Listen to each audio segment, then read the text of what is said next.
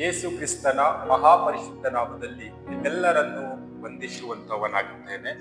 Price the lord. ಶಾಲೋಮ್. ಈ ಬೆಳಗಿನ ಜಾವದಲ್ಲಿ ವಾಕ್ಯ ಓದಿಕೊಳ್ಳೋಣ. ಯೋಹಾನನು ಬರೆದ ಸುವಾರ್ತೆ 15ನೇ ಅಧ್ಯಾಯ 1ನೇ ವಚನ ಮತ್ತು 2ನೇ ವಚನ ಓದಿಕೊಂಡು ಸ್ವಲ್ಪ ಧ್ಯಾನ ಮಾಡಿಕೊಳ್ಳೋಣ. ನಾನೇ ನಿಜವಾದ ದ್ರಾಕ್ಷಿಬಳ್ಳಿ, ನನ್ನ ತಂದೆ ತೋಟಗಾರನು. ನನ್ನಲ್ಲಿದ್ದು ಫಲ ಕೊಡದಿರುವ ಪ್ರತಿಯೊಂದು ಕೊಂಬೆಯನ್ನು ಆತನು ತೆಗೆದು ಹಾಕುತ್ತಾನೆ. ಫಲ ಕೊಡುವ ಪ್ರತಿಯೊಂದು ಕೊಂಬೆಯು ಹೆಚ್ಚು ಫಲ ಕೊಡುವ ಹಾಗೆ ಅದನ್ನು ಶುದ್ಧಿ ಮಾಡುತ್ತಾನೆ. ವಾಕ್ಯದ ಶಿರೋನಾಮೆ ಫಲ ಎಂಬುದಾಗಿ.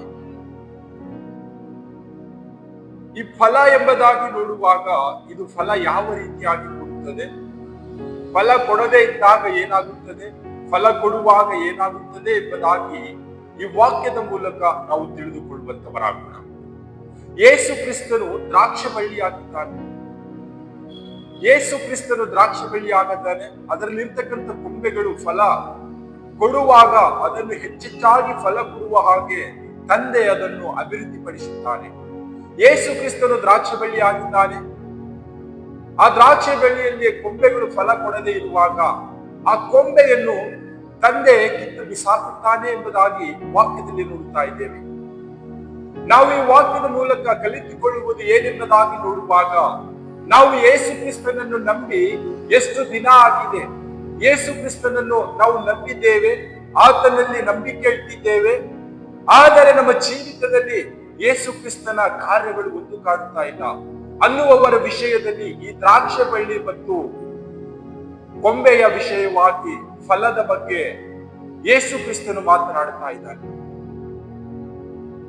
ಯಾವಾಗ ನಾವು ಯೇಸು ಕ್ರಿಸ್ತನಲ್ಲಿ ನಂಬಿಕೆ ಇಟ್ಟಿದ್ದೇವೋ, ಯೇಸು ಕ್ರಿಸ್ತನನ್ನು ನಾವು ಅನುಸರಿಸುತ್ತಾ ಇದ್ದೇವೋ, ಯೇಸು ಕ್ರಿಸ್ತನ ಎಲ್ಲ ವಾಕ್ಯಗಳನ್ನು ನಾವು ಕೈಕೊಂಡು ನಡೀತಾ ಇದ್ದೇವೋ, ಅವಾಗ ನಮ್ಮ ಜೀವಿತದಲ್ಲಿ ಫಲ ದೊರೆಯುತ್ತದೆ.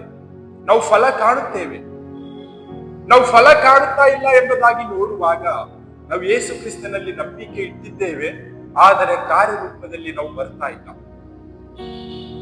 ಹಾಗಾದರೆ ನಮ್ಮನ್ನು ಆ ದ್ರಾಕ್ಷ ಬಳ್ಳಿಯಿಂದ ಕೊಂಬೆಯನ್ನು ಯಾವ ರೀತಿಯಾಗಿ ಕಿತ್ತು ಬಿಸಾಕಲ್ಪಡ್ತಾರೋ ಆ ರೀತಿಯಾಗಿ ನಮ್ಮನ್ನು ಕೂಡ ಬಿಸಾಕಲ್ಪಡುತ್ತದೆ. ನಮ್ಮನ್ನು ಅಭಿವೃದ್ಧಿ ಪಡಿಸಬೇಕು, ನಮ್ಮನ್ನು ಪೋಷಣೆ ಮಾಡಬೇಕು, ನಾವು ಹೆಚ್ಚೆಚ್ಚಾಗಿ ಫಲ ಕೊಡಬೇಕಾದರೆ ನಾವು ಯೇಸು ಕ್ರಿಸ್ತನಲ್ಲಿ ನಂಬಿಕೆ ಇಟ್ಟು ಆತನ ವಾಕ್ಯಗಳನ್ನು ಕೈಕೊಂಡು ನಡೆಯುತ್ತಾ, ಆ ವಾಕ್ಯದ ಅನುಸಾರವಾಗಿ ನಾವು ಈ ಲೋಕದಲ್ಲಿ ಜೀವಿಸುತ್ತಾ, ಈ ಲೋಕದಲ್ಲಿ ಯೇಸು ಕ್ರಿಸ್ತನ ವಾಕ್ಯವನ್ನು ತಿಳಿಯದೇ ಇರತಕ್ಕಂಥ ಜನರಿಗೆ ಯೇಸು ಕ್ರಿಸ್ತನ ವಾಕ್ಯದಲ್ಲಿ, ರಕ್ಷಣೆಯ ಮಾರ್ಗದಲ್ಲಿ, ನಿತ್ಯ ಜೀವದಲ್ಲಿ ನಾವು ನಡೆಸುವಾಗ ತಂದೆಯಾದ ದೇವರು ಪ್ರತಿನಿತ್ಯವೂ ನಮ್ಮನ್ನು ಪೋಷಿಸುತ್ತಾನೆ. ನಮ್ಮ ಜೀವಿತದ ಮೂಲಕ ಅನೇಕ ಕಾರ್ಯಗಳನ್ನು ಮಾಡುತ್ತಾನೆ. ನಮ್ಮ ಜೀವಿತವನ್ನು ಏಳಿಗೆಗೆ ಮಾಡುತ್ತಾನೆ. ನಮ್ಮ ಪ್ರತಿನಿತ್ಯದ ಅಗತ್ಯತೆಗಳನ್ನು ತಂದೆಯಾದ ದೇವರು ಪೂರೈಸುತ್ತಾನೆ.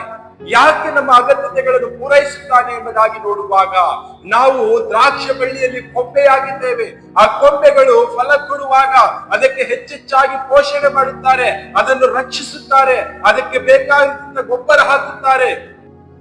ಯಾಕೆ ಕಾವಲು ಹಾಕದೇ ಇರುವಾಗ ಬೇರೆಯವರು ಬಂದು ಹಣ್ಣುಗಳು ಕಿತ್ತುಕೊಂಡು ಹೋಗುತ್ತಾರೆ. ಅದೇ ರೀತಿಯಾಗಿ ನಾವು ಯೇಸು ಕ್ರಿಸ್ತನಲ್ಲಿ ನಂಬಿಕೆ ಇಡುವಾಗ, ನಾವು ಫಲ ಕೊಡುವಾಗ ನಮ್ಮನ್ನು ತಂದೆಯಾದ ದೇವರು ಕಾಯುತ್ತಾನೆ, ಅಭಿವೃದ್ಧಿಪಡಿಸುತ್ತಾನೆ. ನಾವು ಯೇಸು ಕ್ರಿಸ್ತನಲ್ಲಿ ಇದ್ದುಕೊಂಡು ನಾವು ತಂದೆಯಾದ ದೇವರು ನಮ್ಮನ್ನು ಕಾಯದೆ ಹೋದರೆ ಈ ಲೋಕದಲ್ಲಿರ್ತಕ್ಕಂಥ ವಂಚಕನು, ಸೈತಾನನು ನಮ್ಮನ್ನು ಮೋಸಗೊಳಿಸುತ್ತಾನೆ, ನಮ್ಮನ್ನು ಪಾಪದಲ್ಲಿ ಸಿಕ್ಕಾಕಿಸುತ್ತಾನೆ, ಕೊನೆಯದಾಗಿ ಮರಣಕ್ಕೆ ನಮ್ಮನ್ನು ಒಪ್ಪಲ್ಪಡುತ್ತಾನೆ. ಆ ವಿಷಯವಾಗಿಯೇ ನಾವು ದ್ರಾಕ್ಷ ಬಳ್ಳಿಯಲ್ಲಿದ್ದಾಗ ಕೊಂಬೆಗೆ ಯಾವ ರೀತಿಯಾಗಿ ಅದು ಫಲ ಕೊಡುತ್ತದೋ ಆ ರೀತಿಯಾಗಿ ನಾವು ಈ ಲೋಕದಲ್ಲಿ ಫಲ ಕೊಡುವಂತವರಾಗಬೇಕು. ಈ ಒಂದು ಸುಂದರ ಸಮಯವಾಗಿದೆ. ದ್ರಾಕ್ಷ ಬಳ್ಳಿಯಲ್ಲಿ ಕೊಂಬೆ ಇರುವಾಗ ಅದು ಫಲ ಕೊಡುತ್ತದೆ, ಆದರೆ ದ್ರಾಕ್ಷ ಬಳ್ಳಿ ಬಿಟ್ಟು ಕೊಂಬೆ ಇರುವಾಗ ಅದು ಫಲ ಕೊಡುವುದಿಲ್ಲ, ಅದನ್ನು ಕಿತ್ತು ಬಿಸಾಡಲ್ಪಡುತ್ತದೆ. ಈ ಒಂದು ದಿನದಲ್ಲಿ ಸುಂದರ ಸಮಯವಾಗಿದೆ. ದ್ರಾಕ್ಷ ಬಳ್ಳಿ ಯೇಸು ಕ್ರಿಸ್ತರಾಗಿದ್ದಾನೆ, ಕೊಂಬೆಗಳು ನಾವಾಗಿದ್ದೇವೆ. ನಮ್ಮನ್ನು ರಕ್ಷಿಸುವ ಆತನು ತಂದೆಯಾದ ದೇವರು, ಭೂಮಿ ಆಕಾಶಗಳ ಒಡೆಯನು, ಸರ್ವಲೋಕದ ಸೃಷ್ಟಿಕರ್ತನು, ಪರಿಪಾಲಕನು. ನಮ್ಮನ್ನು ಕಾದು ಕಾಪಾಡಿ ನಡೆಸುತ್ತಾನೆ. ನಮ್ಮ ನಂಬಿಕೆ ಏನಾಗಿದೆ? ನಾವು ಫಲ ಕೊಡುವಂತವರಾಗಿದ್ದೇವ? ನಾವು ಫಲ ಕೊಡುವವರಾಗಿದ್ದರೆ ಪ್ರತಿನಿತ್ಯವೂ ನಮ್ಮನ್ನು ಪೋಷಿಸಲ್ಪಡುತ್ತದೆ. ನಾವು ಪ್ರತಿನಿತ್ಯವೂ ಅಭಿವೃದ್ಧಿ ಹೊಂದುತ್ತೇವೆ. ಒಂದು ವೇಳೆ ನಾವು ಫಲ ಕೊಡದೇ ಇದ್ದರೆ, ದ್ರಾಕ್ಷೆ ಬಳ್ಳಿಯಲ್ಲಿ ಕೊಂಬೆ ಇದ್ದಾಗಲೂ ಕೂಡ ಅದು ಫಲ ಕೊಡದೇ ಇದ್ದರೆ ಆ ಕೊಂಬೆಯನ್ನು ಕಿತ್ತು ಬಿಸಾಡಲ್ಪಡುತ್ತದೆ. ಈ ಒಂದು ಸುಂದರ ಸಮಯವಾಗಿದೆ.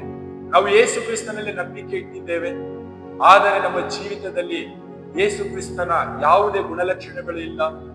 ನಮ್ಮ ಜೀವನವನ್ನು ಈ ಲೋಕದ ಜನರು ನೋಡುವಾಗ ಈತನ ಜೀವಿತವು ಲೋಕದ ಜೀವಿತವೇ ಇದೆ.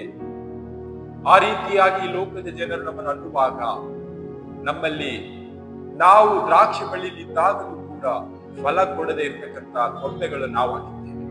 ನಾವು ದ್ರಾಕ್ಷಿ ಬಳ್ಳಿಯಲ್ಲಿ ಇದ್ದುಕೊಂಡು ಫಲ ಕೊಡುವಾಗ ಈ ಲೋಕದ ಜನರು ನಮ್ಮನ್ನು ನೋಡುವಾಗ ಈತನಲ್ಲಿ ಯೇಸು ಕ್ರಿಸ್ತನ ಪ್ರೀತಿ ಇದೆ, ಈತನ ಜೀವಿತದ ಮೂಲಕ ಯೇಸು ಕ್ರಿಸ್ತನು ಪ್ರಕಟವಾಗುತ್ತಾನೆ ಎಂಬುದಾಗಿ ಈ ಲೋಕದ ಜನರು ನಮ್ಮನ್ನು ಹೇಳುವಾಗ ಪ್ರತಿನಿತ್ಯವೂ ತಂದೆ ನಮ್ಮನ್ನು ಪೋಷಿಸಿ, ರಕ್ಷಿಸಿ, ಸಂರಕ್ಷಿಸಿ ನಮ್ಮನ್ನು ಕಾದು ಕಾಪಾಡಿ ನಡೆಸುತ್ತಾನೆ.